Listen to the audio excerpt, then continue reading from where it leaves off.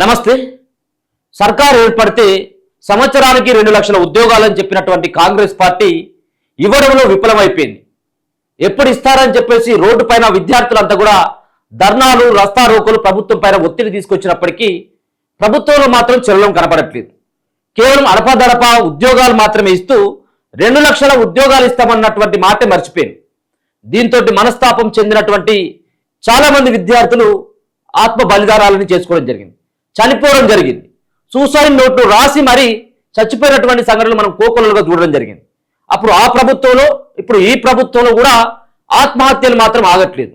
కారణం ఏంటిదంటే ఉద్యోగాలు రాక, ఏజ్ మీద పడిపోయి తల్లిదండ్రులపైనే వాళ్ళు భారంగా బతుకుతూ ఆ అవమానాన్ని భరించలేక ఇంకెన్నాళ్ళు మేము ఉద్యోగాల కోసం మేము వెయిట్ చేయాలి, ఇంకా ఎన్ని రోజులు మేము తల్లిదండ్రులపైనే ఆధారపడి బతకాలి, మేము పెళ్లిళ్ళు ఎప్పుడు చేసుకోవాలన్నటువంటి దిగులతోటి, ఆ దిగాలతోటి చనిపోయినటువంటి వాళ్ళు చాలా మంది కనబడతా ఉన్నారు. సో మరో ఘటన కనబడతా ఉంది. సూసైడ్ అటెంప్ట్ చేయడం జరిగింది. నిన్న మధిర నియోజకవర్గం, ఖమ్మం జిల్లాకు సంబంధించినటువంటి మధిర నియోజకవర్గానికి చెందినటువంటి వేణుకుమార్ అనేటువంటి వ్యక్తి. ఈయనే వేణుకుమారు. సో ఈయనకి 25 సంవత్సరాలు, 25 నుంచి 26 సంవత్సరాలు ఉన్నాయి. గ్రూప్స్కు ప్రిపేర్ అవుతున్నాడు. వేరే ఎగ్జామ్స్ కూడా రాయడానికి ప్రభుత్వం నోటిఫికేషన్ వేసినట్టయితే సో ఉద్యోగం కొట్టాలన్నటువంటి ఒక ఆకాంక్షతోటి బలంగా చదవడం జరుగుతూ ఉంది. కానీ ఉద్యోగాలకు మనం చూసుకోవడం జరిగింది కదా, పాత గవర్నమెంట్లో ఇచ్చినటువంటి నోటిఫికేషన్స్ ఏవైతే ఉన్నాయో వాటితో పాటు 5-6 వేలు 10,000 ఉద్యోగాలు మాత్రమే భర్తీ చేసింది. ఇక 2 లక్షల ఉద్యోగాలు ఎక్కడ కూడా రాలేదు. ఇక పోలీసు ఉద్యోగాల సంగతి మన అందరికీ తెలుసు. 19 నుంచి 20,000 ఖాళీలు ఉన్నాయని చెప్పేసి డీజీపీ చెప్పినా కానీ 7,000 వరకు మాత్రమే పరిమితం అయిపోయింది ఇప్పుడున్నటువంటి రాష్ట్ర గవర్నమెంట్. సో ఎప్పుడు వస్తాయో తెలియదు ఉద్యోగాలు, అసలు వేస్తారో నోటిఫికేషన్లు ఎవరో తెలియదు.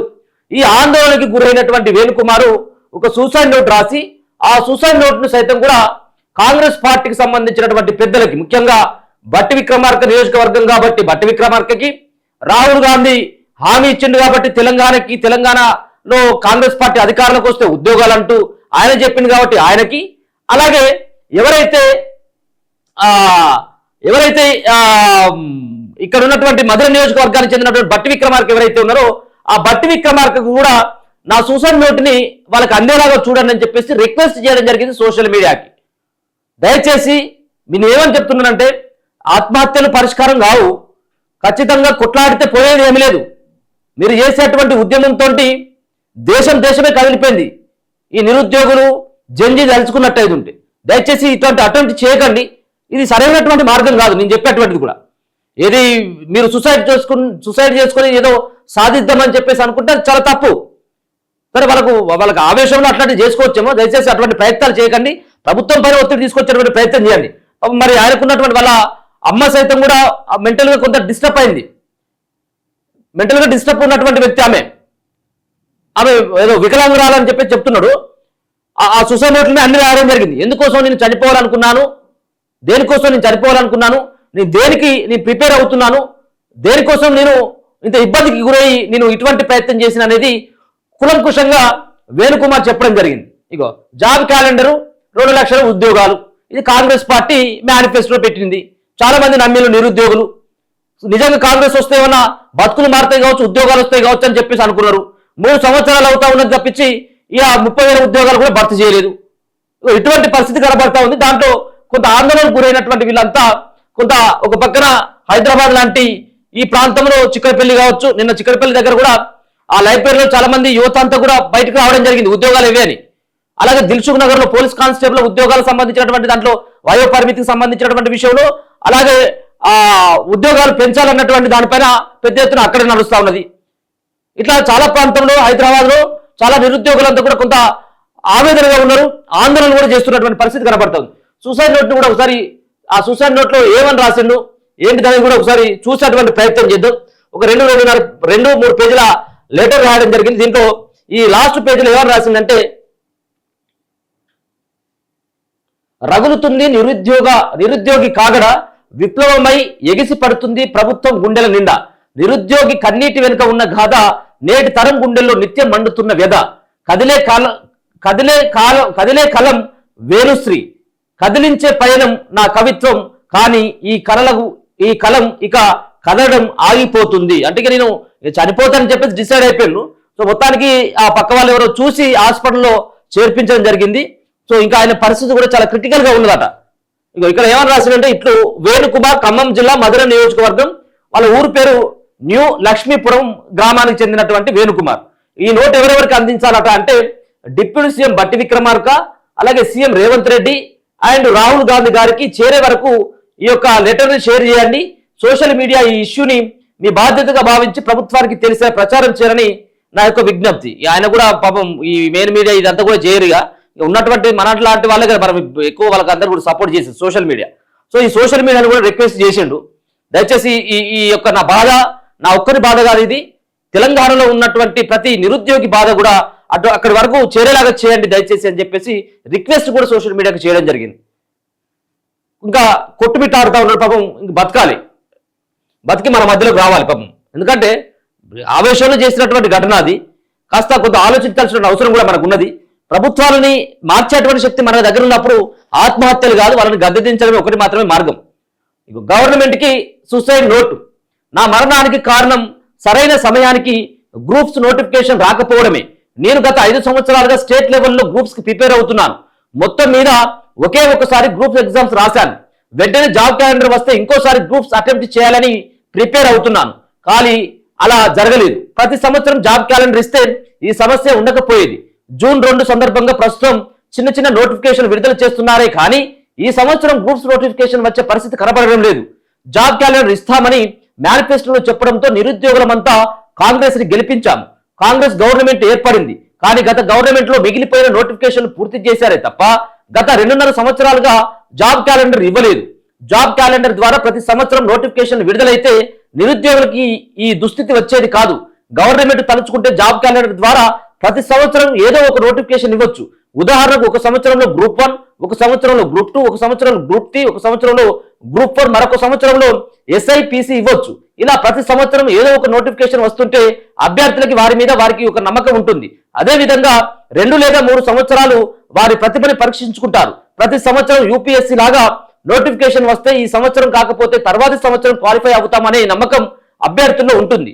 లేదంటే 2 లేదా 3 సంవత్సరాలు ప్రయత్నించి వేరే ఫీల్డ్కి వెళ్ళిపోతారు. కానీ ఇలా 5 సంవత్సరాలకు ఒకసారి పంచవర్ష ప్రణాళికల లాగా 10 సంవత్సరాలకు ఒకసారి నోటిఫికేషన్ ఇస్తే ఎంతో మంది అభ్యర్థులు సంవత్సరాల తరబడి వారి విలువైన సమయాన్ని వయస్సుని పోగొట్టుకుంటున్నారు. అందులో నేను ఒకటిని. 5 సంవత్సరాలుగా గ్రూప్ కోసం కాంపిటీషన్ ఎగ్జామ్స్ అనే ముసుగులో మునిగిపోయా. అదే 5 సంవత్సరాల్లో ప్రతి సంవత్సరం నోటిఫికేషన్ వచ్చి ఉంటే ఏదో ఒక నోటిఫికేషన్ లో జాబ్ వచ్చేది. ఇప్పుడున్న పరిస్థితుల్లో అభ్యర్థులు వారి జీవిత కాలంలో సరైనటువంటి సమయంలో అనగా 20 సంవత్సరాల నుంచి 30 సంవత్సరాల మధ్య 1 లేదా 2 నోటిఫికేషన్లు మాత్రమే చూడగలుగుతున్నారు. ముఖ్యంగా గ్రూప్ నోటిఫికేషన్ల విషయంలో ఇలా జరుగుతుంది. ప్రతి సంవత్సరం జాబ్ క్యాలెండర్ ఇస్తే ఇలాంటి పరిస్థితులు ఉండవు. నిన్న ఇచ్చిన పోలీసు నోటిఫికేషన్ కూడా నిరుద్యోగులని సంతృప్తి పరచలేదు. ఇదే కాదు, రాష్ట్రంలో వ్యవస్థలో పై స్థాయిలో మార్పులు కనిపిస్తున్నా అది కింది స్థాయిలో వికేంద్రీకరణ జరగలేదు. ఎగ్జాంపుల్ మా మధుర నియోజకవర్గ పరిస్థితి చెబుతున్నాను. డిప్యూటీ సీఎం బట్టి విక్రమార్క గారు ఈ విషయంలో జోక్యం చేసుకొని మాది మధుర నియోజకవర్గంలోని న్యూ లక్ష్మీపురం గ్రామం, మా అమ్మ కూడా మానసిక వికలాంగురాలు, మాకు ఇల్లు లేదు. గతంలో మాకు ఇందిరమ్మ ఇల్లు ఎప్పుడు కూడా మంజూరు కాలేదు. గత 10 సంవత్సరాల నుంచి ఇల్లు కూడా లేకుండా వాళ్ళు ఉంటున్నారట. ఇక ఇది పరిస్థితి, తెలంగాణలో ఉన్నటువంటి నిరుద్యోగుల పరిస్థితి, వాళ్ళు ఉన్నటువంటి ప్రజల యొక్క పరిస్థితి. ఇక పెద్ద నాయకులు గొప్పగా చెప్పుకుంటారు కదా, మేము నిరుద్యోగులతో చర్చలు జరిపినాం, మేము సెంట్రల్ లైబ్రరీకి పోయి నిరుద్యోగులతో మాట్లాడినాం. ఏం మాట్లాడడానికి? మీ మాట్లాడితే వాళ్ళ కడుపులు నిండేటియా, వాళ్ళ జాబులు వచ్చేటియా, వాళ్ళకి ఏమన్నా శాలరీ వచ్చేదా? అనవసరమైనటువంటి పంతాలు పెట్టుకొని మీకు పరిపాలన చేత కాకుండా అసమర్థతమైనటువంటి స్థితిలో ఉన్నటువంటి రాష్ట్ర సర్కార్ కొంచెమైనా సిగ్గు తెచ్చుకోవాల్సిన అవసరం ఉంది. ఇటువంటి పిల్లలు చనిపోవడానికి కారణాలు మీరు. వాళ్ళు ఆత్మహత్యలు కాదు, ఇది ప్రభుత్వ హత్యలుగా భావించాలి. 1 కాదు 2 కాదు. మొన్న ధర్మసాగర్ దగ్గర కూడా నేను పోయినా, అతను ఇక్కడ చదువుకుంటూ వేరే ఉద్యోగాల కోసం ప్రిపేర్ అవుతూ అలాగే ఉన్నటువంటి ర్యాపిడో అవి నడిపించుకుంటూ కుటుంబాన్ని పోషించుకుంటూ ఇంటికాడ ముఖం ఎట్లా చూపెట్టుకోవాలో అర్థం కాక ఇంటికి పోయి వ్యవసాయ బావి దగ్గర ఉరేసుకొని చచ్చిపోయాడు. ఇట్లా చాలా కోకోలుగా అయిపోయాయి. ప్రభుత్వాలకు మాత్రం వాళ్ళు గవర్నమెంట్ లో ఉండాలి, ఎట్లా రావాలి, ఏ విధంగా హామీలు ఇవ్వాలి, ఎట్లా మోసం చేయాలన్నటువంటి దానికి మాత్రం పరిమితం అయిపోతారు. ఇటువంటి పిల్లలంతా కూడా పిట్టల్లా రాలిపోతా ఉంటే కొంచెం కూడా సిగ్గులేనటువంటి సర్కారులు గవర్నమెంట్లు అంతా కూడా ఏం చేస్తున్నాయో అర్థం కాదు. బట్టి విక్రమార్క గారు కొంచెం సోయాన్ని తెచ్చుకోర్రి. మీ నియోజకవర్గానికి సంబంధించినటువంటి వ్యక్తే, ఆర్థిక శాఖ మంత్రిగా మీరే ఉన్నారు. నిరుద్యోగులతో 1-2 సార్లు ఏమో మీరు సెక్రటేరియట్ లో చర్చలు జరిపిల్లు, ఏమైంది? నోటిఫికేషన్లు ఎక్కడ పోయినాయి? ఇవ్వాల్సినటువంటి నోటిఫికేషన్లు ఎక్కడ ఉన్నాయి? గ్రూపులు లేవు, లేకపోయినట్టు మెగా డిఎస్సీ అన్నారు, మెగా డిఎస్సీ లేదు. పోలీసు ఉద్యోగాలకు సంబంధించినటువంటి విషయంలో మీకే క్లారిటీ లేదు. ఎన్ని ఉద్యోగాలు భర్తీ చేస్తారో మీకే తెలియదు. మరి ఉద్యోగాలు ఇస్తామని చెప్పేసి మీరు నమ్మబలికి వాళ్ళని కాంగ్రెస్ పార్టీ కార్యకర్తల కంటే ఎక్కువగా వాడుకొని పాప వాళ్ళు కూడా ఊరూరు వెళ్ళి నిజంగా గవర్నమెంట్ ఏమైనా మారితే మా బతుకులు మారుతాయి కావచ్చు అని చెప్పేసి మీ పార్టీకి ఓటేస్తే తీర ఓడెక్కేదానికి ఓడమల్లన్న ఓడ దాటినాక బోడమల్లన్నటువంటి తీరుగా రేవంత్ రెడ్డి సర్కార్ చేస్తున్నటువంటి ఈ తీరు ఇది సరైనటువంటిదినా? ఏదైతే కేసీఆర్ కి ఫామ్ హౌస్ లో పండబెట్టింది వాళ్ళే రేపు రేవంత్ రెడ్డికి పట్టబోయేటువంటి గతి కూడా అదే. నిరుద్యోగులతో పెట్టుకుంటే ఖచ్చితంగా కూడా ప్రభుత్వాలు కూడా కూలిపోవడం ఖాయమే. ఇక్కడ తెలంగాణలో చాలా మంది యువతే ఉన్నారు. వాళ్ళు ఏ విధంగా మ్యానిపులేట్ చేస్తారు. ఎన్నికలు వచ్చిన తర్వాత మీ పతనాన్ని మీరే కోరుకున్నట్టుగా అర్థమవుతుంది. ఇది సరైనటువంటి విధానం కాదు. కనీసం వాళ్ళకి నచ్చజెప్పేటువంటి ప్రయత్నం చేయండి. ఆయన సూసైడ్ నోట్లు రాసినటువంటి ఏంటిది? మీరు కనీసం మేము 20 నుంచి 30 సంవత్సరాల్లో 2 నోటిఫికేషన్ మాత్రమే చూస్తున్నాం. అంత దరిద్రమైనటువంటి తీరులో ఉన్నది ఈ విద్యా వ్యవస్థ కానీ ఇక్కడ ఉన్నటువంటి ప్రభుత్వాల తీరు కానీ. పాపం ఆ వేణుకుమార్ అన్నటువంటి వ్యక్తి యొక్క పరిస్థితి చాలా క్రిటికల్ గా ఉన్నట్టుగా తెలుస్తా ఉంది. దయచేసి మరోసారి కూడా మేము చెప్తూ ఉన్నాం, దయచేసి అటువంటి ప్రయత్నాలు చేయకండి. మనం చేయాల్సింది కొట్లాట, మనం చేయాల్సింది సో ఎదురుదాడి కర్రలతో కాదు, మనం చేయాల్సింది రాళ్లతో కాదు. సో మనకు ఉన్నటువంటి నాలెడ్జ్తో చేయాల్సిన అవసరం ఉంది. శాంతియుతంగా పోరాటం చేస్తే ఏదైనా సాధించవచ్చు అన్నటువంటి దానికి నిదర్శనమే ఢిల్లీలో జరిగినటువంటి ఒక ఘటన మనకు కనబడతా ఉంది ఇటీవల జరిగినటువంటిది. సో మీ దగ్గర కూడా ఆ పవర్ ఉంది, మీరు మాట్లాడేటువంటి సత్తా ఉన్నటువంటి వ్యక్తులు ఉన్నారు. చాలా మంది నిరుద్యోగులలో చాలా మందికి అన్ని రకాలైనటువంటి అంశాల పట్ల చాలా అవగాహన ఉన్నటువంటి వాళ్ళంతా ఉన్నారు. సో వాళ్ళందరినీ కూడా దయచేసి వాళ్ళని ఇటువైపు కాకుండా ఇటువైపు మళ్లించేటువంటి ప్రయత్నం చేయండి. సూసైడ్ల వైపు, ఆత్మహత్యల వైపు వెళ్ళకూడదు అని చెప్పేసి మరోసారి మేము ఒకసారి సూచిస్తా ఉన్నాం. మీరు కూడా నిరుద్యోగులకు సంబంధించిన లీడర్లు ఎవరైతే ఉంటారో దయచేసి మీరు కూడా వాళ్ళకి చెప్పండి. సో కొట్లాడదామని చెప్పేసి చెప్పండి కానీ తప్పించి ఇటువంటి ప్రయత్నాలు మానుకోవాలని చెప్పేసి కూడా చెప్పాలని చెప్పేసి విజ్ఞప్తి చేసుకుంటూ, సో ఆయనే రాసినటువంటి గవర్నమెంట్ కు రాసినటువంటి suicide note Revanth Reddy and Rahul Gandhi, అలాగే రాహుల్ గాంధీ కానీ మనం తెలుగులో వార్తలు చదువుతున్నాం కాబట్టి ఆయనకి తెలుసో లేదో తెలియదు కానీ సరే మొత్తానికైతే ఈ యొక్క వీడియోని ఎక్కువ మందికి షేర్ చేసేటువంటి ప్రయత్నం చేయండి, ముఖ్యంగా నిరుద్యోగులు. చూస్తూనే ఉండండి మన తొలి వెలుగు.